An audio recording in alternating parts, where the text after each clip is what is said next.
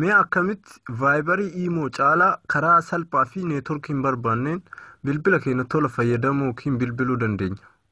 Kanaaf karaa kana isin agarsiisaa na hordofame. Karaa baay'ee barbaachisaa fi salphaa ta'edha.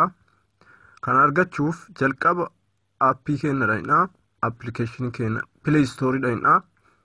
Play Store keenya as argamaa. Play Store kanarratti kiliik goonaa jechuudha. Ergasii nu banaa Play Store keenya. Ergasii immoo mata duree kanarratti liiban jenneetiin barreeffannaa jechuudha.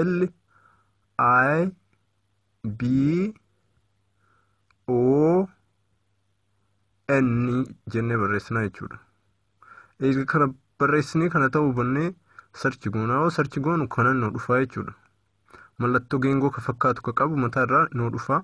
Innis international free call jedha. Isarra kiliik goonaa jechuudha.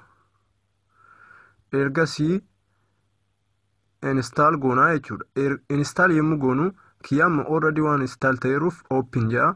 Isin install gootanii akkuma nama Facebook fayyadamutti emailii keessanii fi waan hundayyuu bantan jechuudha. Emailii fi lakkoofsa keessanii koodii biyyarraa fayyadamtanii wajjin itti galfatanii jechuudha. Ergasii bantanii yoo bantan kun maqaan namaa akkanatti isin dhufaa jechuudha. Maqaan namaa kan maan kontaaktii keessan irra jiru akkanatti isin dhufa. Mee duuba deebinee ilaallu. Kunoo waan kun asitti argama. Liibaniin kun as argama. Mallattoo kana fakkaatu qaba. Kun maqaa namootaati. Maqaa namootaa asirraa dhufe. Kanaaf nama barbaade irra bilbiluu danda'a jechuudha. Nama barbaade bakka kamiyyuu nama wanna neetworkii tokko malee neetworkii hedduu iyyuu akka kaanii osoo hin barbaadin gatii tokkollee osoo isinirraa hin barbaanne kanaan bilbilachuu danda'a jechuudha. Garuu nama kana hin fayyadamneef akkamitti akka bilbiluu dandeenyu ilaalla. Kun wanti mallattoo bulee ka qabu kunniin namoota isa fayyadaman jechuudha. Hiriyoonni kun namoonni kontaaktii koo keessa jiran kan isaan isa fayyadaman waan bulee kana qabanii ka kana hin qabne immoo akkamitti nama kana fayyadamne yookiin bilbila manaa fa'aa irratti akkamitti bilbiluu dandeenya ka jedhu isin agarsiisa. Mataa irra caafii kanarra kun sarara sadiitu jira. Sarara sadiin san qaqqabnaa jechuudha. Sarara sadiin san kun gubbaa kanarratti argama. Isa qaqqabna. Kun meeseejiidha. Sarara sadiin kana qaqqabna. Sarara sadiin kana qaqqabne mallattoo kanattuu nu dhufaa jechuudha. Get free minute jedha achirratti. Get free minute ka jedhu kanarratti isarratti gad qabna. Yoo isarra qaqqabne get free minute jedha. Gatii tola argatuu barbaadan nama invite godhaa jedha.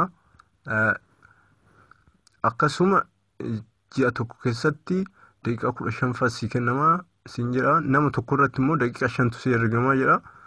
Nama tokko invite gootee yoo jette fakkeenyaaf nama 10 yoo goote daqiiqaa 50 jechuudha. Invite gootee namni 10 friend wanta kana yoo fayyadame daqiiqaa 50 sii kennamaa. Biyya barbaade bilbiluu dandeessaa jechuudha. Yoo Itoophiyaa jiraatti Itoophiyaarraa, yoo Itoophiyaa jiraachuu baatte immoo biyya jirturraa gara Itoophiyaas bilbiluu dandeessa. Bilbila feetirra bilbila manaas ta'uu danda'a. So kanaaf dursinee nama invite godhu daqiiqaa kana argachuuf.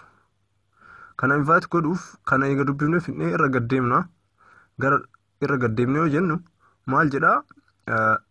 Invite friend jedha. Invite friend yoo qaqqabne maaliin invite godhuu barbaadde? Vaayibariin barbaadde?